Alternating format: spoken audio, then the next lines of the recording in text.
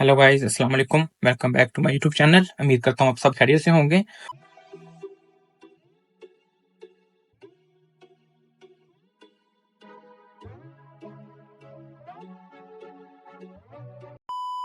आज की वीडियो में हम डिटेल से डिस्कस करेंगे मैक्स टीचर ट्रेनिंग प्रोग्राम के बारे में, जो कि अभी रिसेंटली अनाउंस हुआ है और काफी स्टूडेंट्स के और काफी टीचर्स के कमेंट्स आए हैं लास्ट वीडियोस में कि काइंडली इसके ऊपर एक वीडियो डिटेल से बना दें।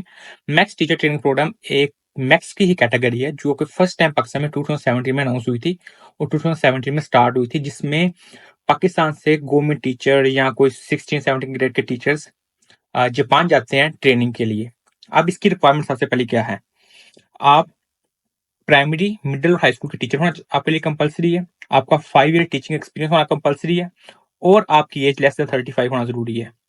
अब कुछ लोग यूनिवर्सिटी में और कॉलेजेस में लेक्चरर हैं और असिस्टेंट प्रोफेसर हैं, वो पूछते हैं कि क्या कि वो एलिजिबल हैं आइदर के नहीं। वो एलिजिबल नहीं है। इसके लिए आपके पास आपको गवर्नमेंट स्कूल या प्राइवेट स्कूल या किसी भी स्कूल में प्राइमरी मिडिल में टीचर होना आपका कंपलसरी है। अब आ जाते हैं इसमें कि एज लिमिट क्या है। आपकी एज 35 से लेस होनी चाहिए, आपकी एज 35 से ज्यादा नहीं होनी चाहिए, एक्सपीरियंस आपका 5 ईयर्स का होना चाहिए। और इसमें कुछ रिस्ट्रिक्शन है इस बार। इसमें यह होता है कि आपको ट्रेनिंग कंप्लीट करने के बाद पाकिस्तान वापस आना होता है और अपने कंट्री को सर्व करना होता है। अब ये ट्रेनिंग कितने टाइम की होती है और ट्रेनिंग क्या होती है? इस ट्रेनिंग का पीरियड 18 मंथ होता है कि आप 18 मंथ जापान में जाते हैं, वहां स्टडी करते हैं, जापानीज यूनिवर्सिटीज में जापानीज स्कूल्स को विजिट करते हैं और उसके बाद आप वापस आते हैं। ट्रेनिंग किस तरह की होती है? जैसे पाकिस्तान में अक्सर आपने देखा होगा जो गवर्नमेंट स्कूल में टीचर्स हैं, वो अक्सर उनके साल में एक तो 6 मंथ बाद, साल में 2 साल बाद एक वर्कशॉप होती है, जहाँ पे उनको थोड़ा बहुत वे ऑफ टीचिंग सिखाया जाता है कि स्टूडेंट का हैंडल कैसे करना है, स्टूडेंट को कैसे टीच करना है, स्टूडेंट को कैसे बेटर वे से टीच करना है। तो ऐसे ही आपकी एक प्रॉपर ट्रेनिंग है 18 मंथ की जापान में, जहाँ पे आपको ये सब कुछ सिखाया जाएगा। आप उसमें कुछ रिस्ट्रिक्शन ये भी रखें कि इस पे सिर्फ वही लोग अप्लाई करें जो जापानीज सीखना भी चाहते हैं, क्योंकि मोस्टली वहाँ पे एजुकेशन जापानीज में होगी और वो आपको एजुकेशन के साथ साथ, टीचिंग के साथ साथ आपको जापानीज लैंग्वेज भी थोड़ी बहुत सिखाएंगे। और इसमें ट्रेनिंग में आपको अप्लाई कैसे करना है, इसका क्राइटेरिया क्या है, इसमें मैं सारा प्रोसीजर बताऊंगा A to Z और कौन कौन से डॉक्यूमेंट चाहिए। तो सबसे पहले शुरू करते हैं कि इसमें अप्लाई कैसे करना है। ये पाकिस्तान में जापानीज एम्बेसी की वेबसाइट पे अनाउंस हुई है, जिसमें आप अपने डॉक्यूमेंट जापानीज एम्बेसी भेजेंगे जो कि पाकिस्तान में है। कुछ लोग इस्लामाबाद में भेजेंगे, कुछ लोग कराची में भेजेंगे, जिनको जो एम्बेसी पास करती है जहाँ पे वो टेस्ट इंटरव्यू में अपीयर होना चाहते हैं।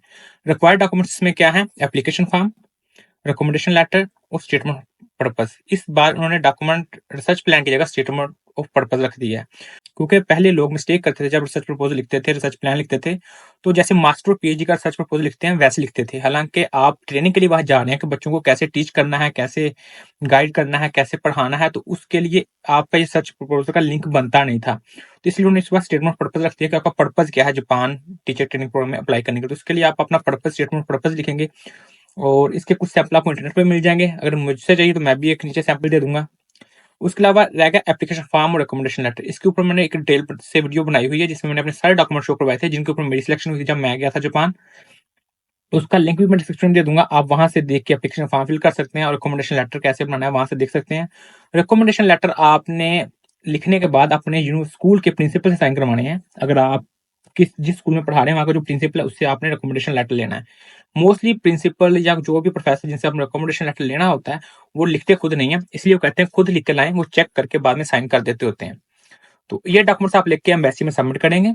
एम्बेसी 3 to 4 वीक्स के अंदर आपको बाद में शॉर्टलिस्टेड कैंडिडेट से कांटेक्ट करेंगे। कांटेक्ट करने के बाद वो टेस्ट इंटरव्यू के लिए बुलाएंगे। अब यहाँ पे एक और क्वेश्चन भी आ रहा है डॉक्यूमेंट्स में लोगों का बहुत ज्यादा, और आता भी है कि मेडिकल सर्टिफिकेट और भी डॉक्यूमेंट्स काफी रिक्वायर्ड हैं, वो हमें सबमिट करवाने हैं कि नहीं। इनिशियल स्टेज पे वो डॉक्यूमेंट्स आपको सबमिट करवाने हैं। इनिशियल स्टेज पे सिर्फ आपको ये 3 डॉक्यूमेंट सबमिट करवाने हैं। डॉक्यूमेंट भेजने के बाद शॉर्टलिस्ट कैंडिडेट का टेस्ट इंटरव्यू होगा। जिस एम्बेसी में डॉक्यूमेंट सबमिट करवाए उसी एम्बेसी में उनको टेस्ट इंटरव्यू के लिए कॉल आएगी। और टेस्ट इंटरव्यू के लिए सबको कॉल नहीं आएगी जिनको उन्होंने शॉर्टलिस्ट किया, जिनके डॉक्यूमेंट्स अच्छे हुए, जिनका स्टेटमेंट पर्पज अच्छी हुई, उनको वो टेस्ट इंटरव्यू के लिए कॉल करेंगे। अब आते हैं टेस्ट इंटरव्यू की तरफ। टेस्ट इंटरव्यू में सम केसेस में टेस्ट और इंटरव्यू सेम डे हो जाता है, सम केसेस में डिफरेंट डेज होता है। क्योंकि जब हमने अप्लाई किया था और कुछ लोगों ने अप्लाई किया था, पहले ये होता था कि मॉर्निंग में टेस्ट होता था और इवनिंग में इंटरव्यू होता था। लेकिन लास्ट 1 और 2 ईयर से बहुत ज्यादा एप्लीकेंट्स हैं जो मैक्स के लिए अप्लाई कर रहे हैं, तो अब वो ये करते हैं कि एक दिन टेस्ट रख लेते हैं, एक दिन इंटरव्यू रख लेते हैं, लेकिन होपफुली टीचर ट्रेनिंग प्रोग्राम में इतनी एप्लीकेशंस नहीं होंगी, तो इसमें होपफुली एक दिन में ही टेस्ट इंटरव्यू हो जाएगा। अब टेस्ट इंटरव्यू क्या है? टेस्ट में वो 60 एमसीक्यू इंग्लिश के होते हैं और इंटरव्यू होता है। इंग्लिश में 60 एमसीक्यू बहुत बेसिक इंग्लिश की, ग्रामर के, इंग्लिश के, जनरल नॉलेज के होते हैं, इंग्लिश के ही होते हैं सारे। तो उसके ऊपर मैं डिटेल से अलग वीडियो बना दूंगा, और बाकी टेस्ट के सैंपल मैक्स की एम्बेसी की वेबसाइट पे ऑलरेडी पड़े हुए हैं, आप वहां से लेकर प्रैक्टिस भी कर सकते हैं। उसके बाद जाते हैं इंटरव्यू में। इंटरव्यू में बेसिक वैसे ही होते हैं कि अपना इंट्रोड्यूस करवाएं जो अपने आप को, उसके बाद आप जापान क्यों जाना चाहते हैं, आपका प्लान क्या है, वापस आके आपका क्या प्लान है, क्योंकि इसके लिए कंपल्सरी है कि आपको वापस आना होता है। और इसमें जब इंटरव्यू क्लियर हो जाएगा, फिर वो जिन्होंने इंटरव्यू क्लियर कर लिया उनसे कांटेक्ट करेंगे वो, और उनको बोलेंगे कि प्लेसमेंट फॉर्म दें कि किन यूनिवर्सिटी में आप जापान जाना चाहते हैं। और आप यूनिवर्सिटी से कांटेक्ट करेंगे, वहां से ऑफर लेटर लेंगे या प्रोफेसर की एक्सेप्टेंस लेंगे इस बारे में, और देन आप वो प्लेसमेंट सर्टिफिकेट और बाकी रिक्वायर्ड डॉक्यूमेंट जो भी एम्बेसी कहेगी वो आप बाद में एम्बेसी में सबमिट करवा देंगे। फिर 2 to 3 मंथ लगेंगे और एम्बेसी का फाइनल रिजल्ट आपको दे देगी। फाइनल रिजल्ट देने के बाद फिर आपको एम्बेसी कॉल करेगी और आपको कहेगी वीजा एप्लीकेशन के लिए प्रोसीड करेंगे, जिसमें आप एक वीजा एप्लीकेशन फॉर्म फिल करेंगे और अपना पासपोर्ट लेंगे और आप वैसे वीजा अप्लाई कर देंगे। 3 to 4 वर्किंग डेज में वीजा लग जाता है। और उसके बाद आपको जब जापानीज एम्बेसी आपसे डेट्स पूछेगी कि किन डेज में आप ट्रैवल करना चाहते हैं, वो आप डेट बताएंगे, उनमें से कोई डेट सूटेबल आपके लिए देख के वो आपको टिकट बुक करके दे देंगे और आप जापान ट्रैवल कर जाएंगे। ये शॉर्ट सा प्रोसीजर है टीचर ट्रेनिंग प्रोग्राम का। अब इसमें कुछ लोग मिस्टेक करेंगे, पहले ये रिस्ट्रिक्शन नहीं होती थी, अब इस बार रिस्ट्रिक्शन ये लगा दी है कि कुछ लोग जब डॉक्यूमेंट्स एप्लीकेशन फॉर्म फिल करते हैं, एप्लीकेशन फॉर्म काफी लेंथी है, उसको स्टेपलर कर देते हैं।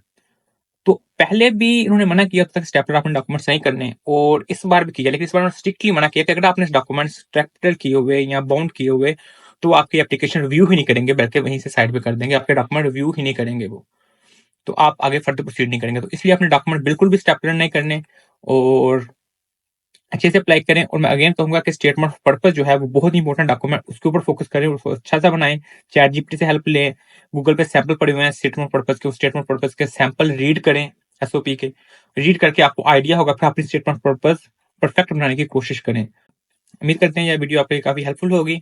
अभी तक के लिए मुझे इजाजत दीजिए, मिलते हैं नेक्स्ट वीडियो में। अल्लाह हाफिज।